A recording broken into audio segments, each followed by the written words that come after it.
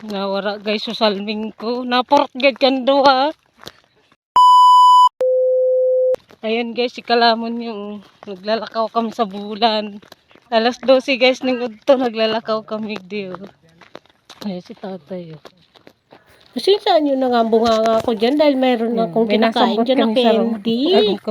Pauwi na nga kami niyan, pababa nga yan. Daan nga kami dyan sa kasama namin na nasambot pauwi namin. Idadaan dahil sabi niya nga at mas mababa daw doon ang pinakataas na daanan. Masyadong mataas yung daanan doon sa kanila. Naman sa bahay nila, doon sa bukid. Ngayari, marami kaming nakuha doon sa kanila. Mayroon kaming dalang yung lubi-lubi.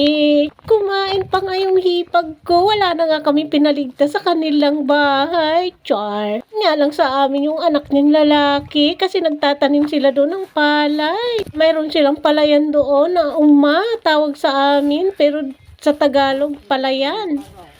Galing nga kami niyan sa patay doon sa best friend namin na pinsa.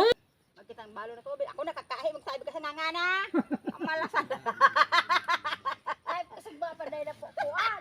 Ay, binuupuan ko yung sa kakamuting kahoyan kaya ako nakapakso. Inukan na balo na kong tubig. Kamuting kahoy na ugbos eh. Kadang ugito guys. Harawa pa mo na yung balo. Iluksong ko tawag ka nga. Pasensya nyo na nga kami dyan mga Kalamon dahil ng mga nagjo-joker nga kami dyan dahil hindi namin nararamdaman na batas yung inakyat namin dyan na bundok. Bili ka na lang ng bago, mapira ka naman eh. Karabayo ang tambakang ina eh. Ibultata na sa paka. Makabayo ka. Ang pira no, ni Pantolo.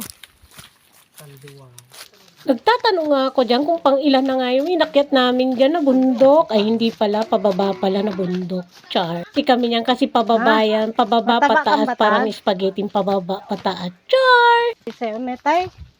Ibok-bok. Bako si Ito man ito dumaan. akigaod une. Tulok ba nga tigtan?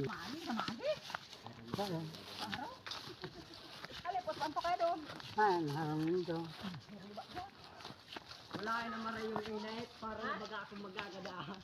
Nakapos na kasi nila.